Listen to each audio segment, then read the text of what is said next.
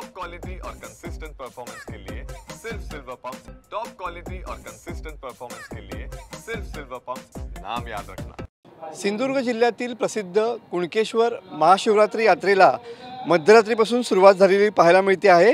शिवशंभूच्या दर्शनासाठी लाखो भाविक सध्या कुणकेश्वर इथे दाखल झालेले पाहायला मिळत आहेत।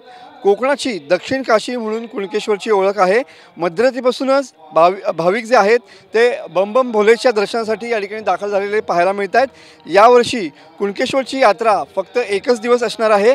एकच दिवस यात्रेमुळे भाविकांचा या ठिकाणी उच्चांकी गर्दी या ठिकाणी पाहायला मिळते आहे। महाशिवरात्रीनिमित्त 9 देवस्वाऱ्या या भेटीसाठी या कुणकेश्वर मंदिरामध्ये येणार आहेत।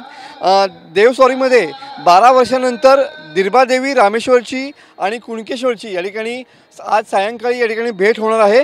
तर महाशिवरात्रीनिमित्त कुणकेश्वर मंदिराच्या दर्शनाला उपमुख्यमंत्री एकनाथ शिंदे हे देखील या ठिकाणी हजेरी लावणार आहेत।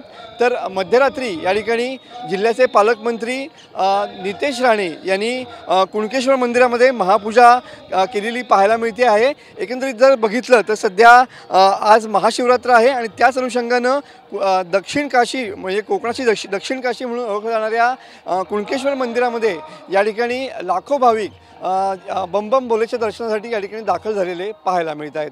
कॅमेरामन समित गजनेसह मी मनोज लेले, TV9 मराठी, कुणकेश्वर, सिंधुदुर्ग।